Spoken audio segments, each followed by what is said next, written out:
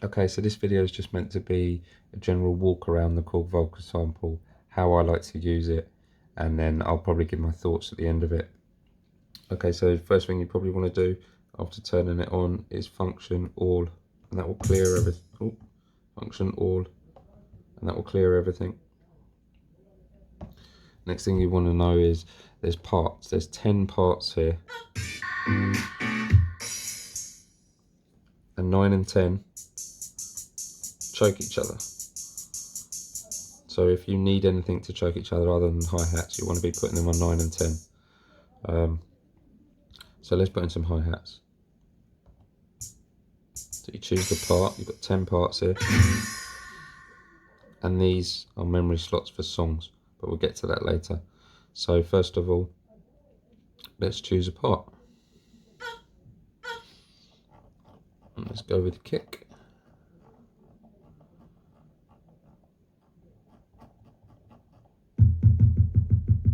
Keep that there. Go back to our 9 and press step. So you'll notice that just by doing this, you've highlighted every step. Now what we're going to do is press record, and we know that that is going to choke that.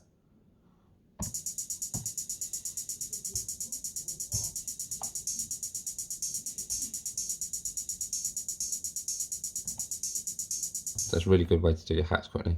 Next, we go back to our kick. And what's really nice here is you've got pitch envelopes.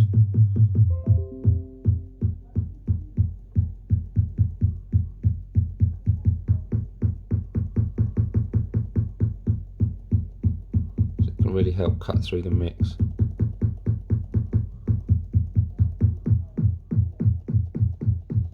Shape the kick better. So now I'll put a little kick in. We'll do it from play. So if you press record when it's not playing, this is one of my favourite things. It won't start till you hit the first note.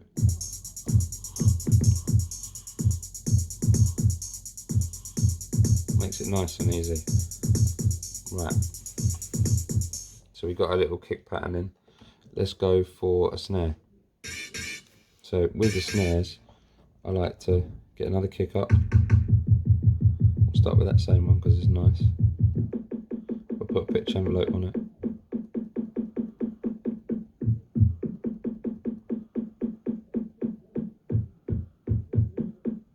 Kind of want it more like a tom. So you've also got the original pitch, the sample there. So when you're adding a pitch envelope, if it's not going high enough, it could just be that you haven't got the pitch high enough. But let's go for our tom. I think that's quite nice. Right, so that's that done. We're going to sequence that in. I think that's right. Yep. Next one, we need the other half. So this is a snare, so we need the other half of the snare. So I'm going to look for white noise. That'll do. So what we're trying to do with this one is you want the attack.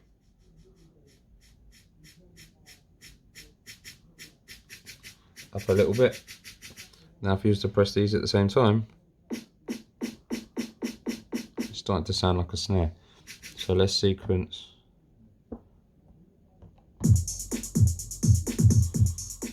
the other half of the snare. And we've got that. So now we've got that, and it's sequenced, we can start playing with it.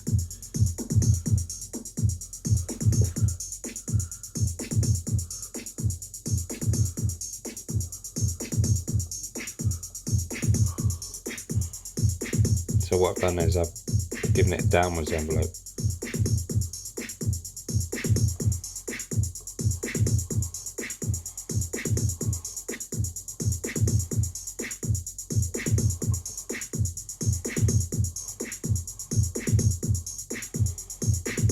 Again, if you take that attack off,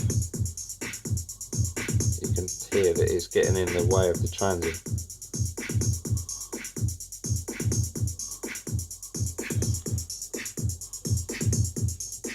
So let's try original pit.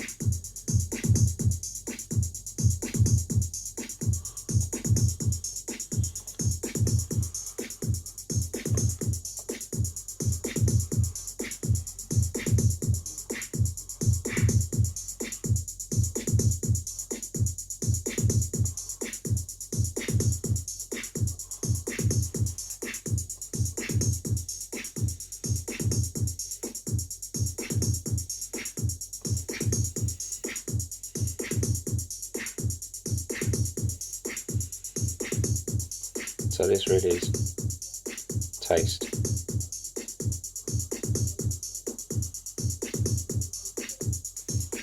If you take this off, if I was to mute something, which you would do by holding the button down, the mute button.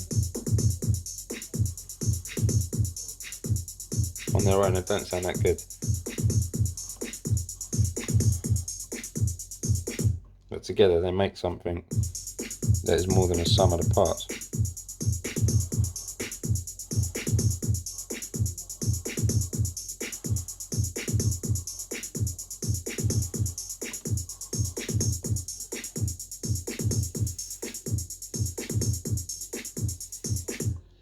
So that's how I would do that.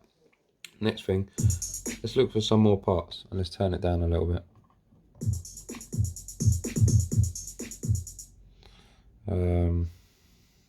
Next part.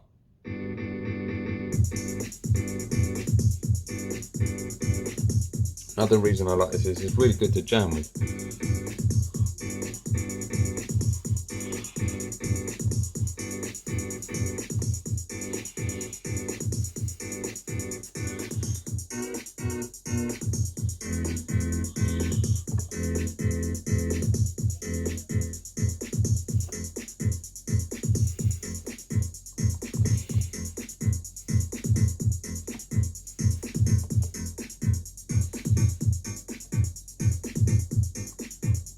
Very quick to get stuff together, and I'll try and show you. Let's move on to the next part quickly.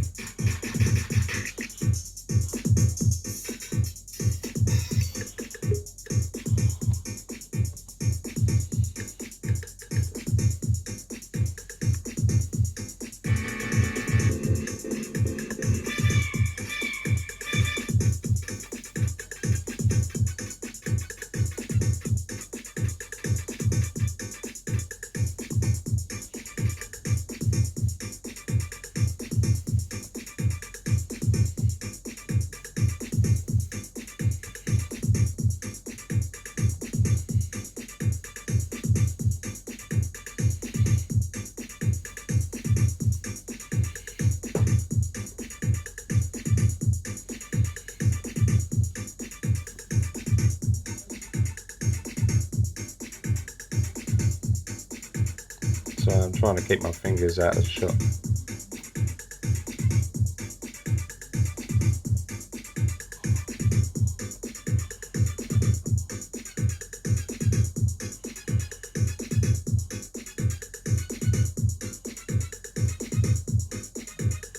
Okay, next one.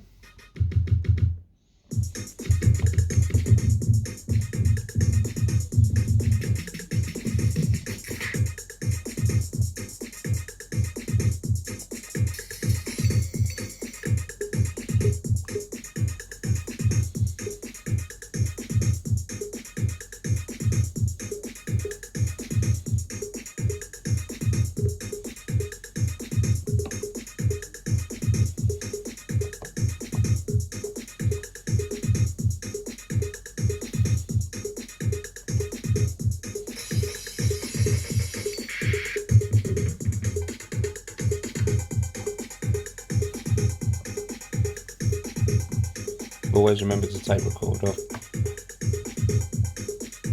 otherwise you're going to end up with a mess.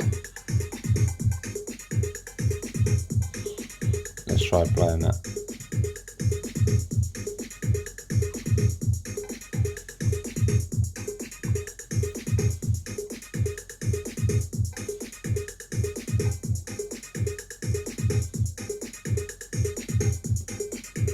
As you can see, we've maxed out the parts already. So what I like to do from here is straight away, let's save it. So function, right, and we'll save it to 10 for now. But we're also going to save it to 9. And then when we get to 9, we're holding memory and loading up 9. We're going to mute some parts.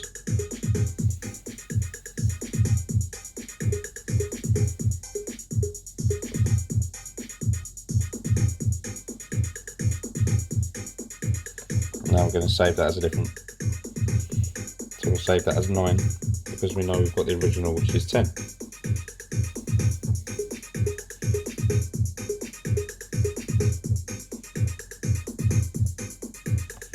So again, you could take, we've got 8 loaded, so we could put that in 7 as well. Sorry, we've got 9 loaded, so let's put that in 8 as well. And then let's do a variation on this one by muting some more stuff. And then while we're at it, if you press function and reverb, they've all got reverb now.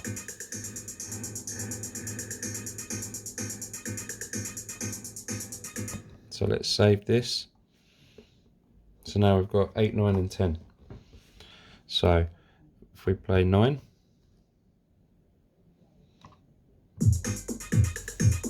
hold memory down.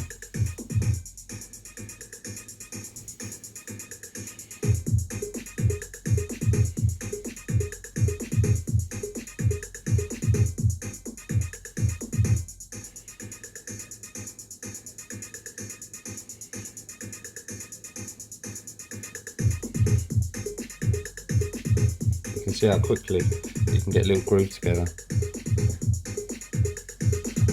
Now if you want it to do this for you, you can do that as well. So if you go to memory, and these slots past 10 are all for song mode. So if we go to 1, or yeah, that step, and you've got 4 here, then this is just going to ask you simply what patterns you want. So the first one, we want pattern 7, or pattern 8, sorry. The next one, we'll have pattern 8 as well, and then we'll have 9, and then we'll have 10. So it's going to go 8, 8, 9, 10. Then really all you need to do is press play.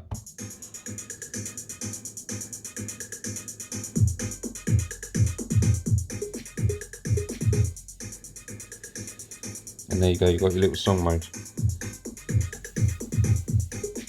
And you could edit this live.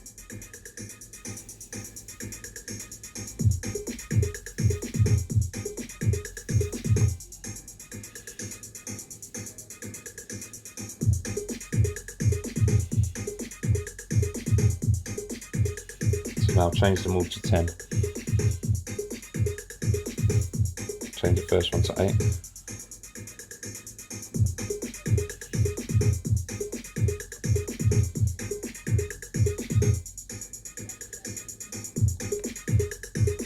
And we can change the reverb amount so that when it does get to that pattern,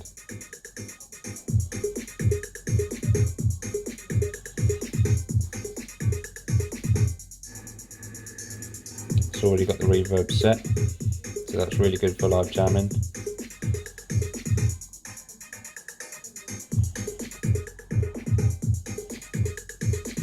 Right, and then we get to my favourite function, which is step jump. Now you can't perform step jump in song mode, so what you really need to do is you need to load up the pattern that you want to step jump with. So in this case I think it's 10. Yep. So now we want to press function step jump. Now we're in step jump mode. We can literally re-trigger from the part that we select.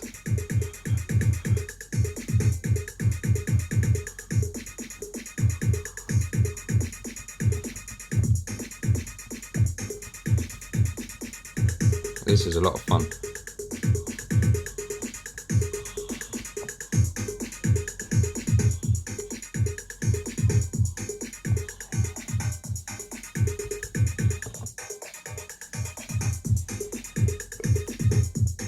Very cool.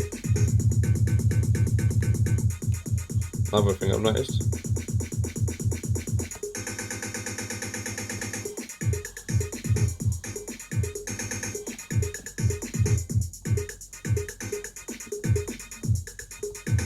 you hold two, it swaps between them.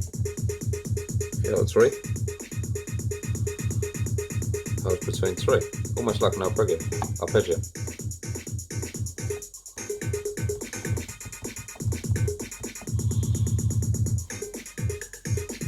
Very cool little thing that is.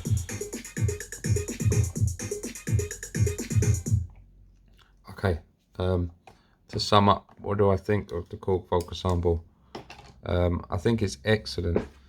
10 out of 10. Essentially, it's a groovebox. I mean, I haven't even got to the pagan firmware and any of that stuff in this video. I tried to keep it out of it. As standalone, this Volca sample, I know it's the original one. It doesn't hold as much memory as the new one.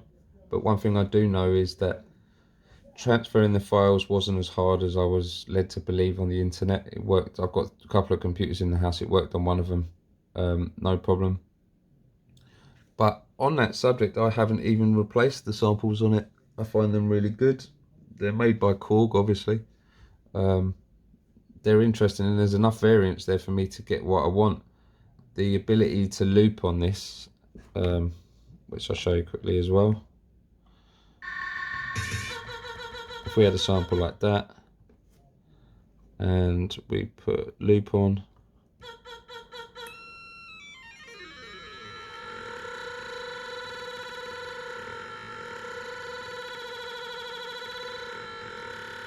allows you to be able to create oscillators.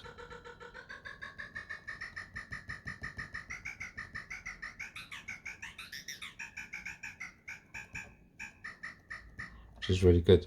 Yeah, the ability to loop on this and what you could do self-contained. It's almost like a very, very, very, very, very cheap Digitact in that respect. But there are a lot of samplers out there without pitch envelopes, without the ability to reverse the sample, for example, which is another thing I haven't covered here. So shift and reverse, with reverb built into it, with step jump on the patterns, with a little song mode. I think this thing is, again, a no-brainer. I think that about sums it up. The output on it is really nice. One thing I would say about this analog isolator, it boosts the bass, it boosts the treble, as it says. The thing sounds a bit flat if you leave things normal, so I've got full boost. But I was playing around with my desk, and I come to realise that, yeah, where this is boosting the treble and the bass, it's not really doing a lot for the mid. So on my desk, I'm boosting the mid-range to compensate that, and it sounds a lot better for it. So that's definitely a tip. That's it. That concludes my Volca sample review. Hopefully someone finds this useful. Like and subscribe, and hopefully I'll do more.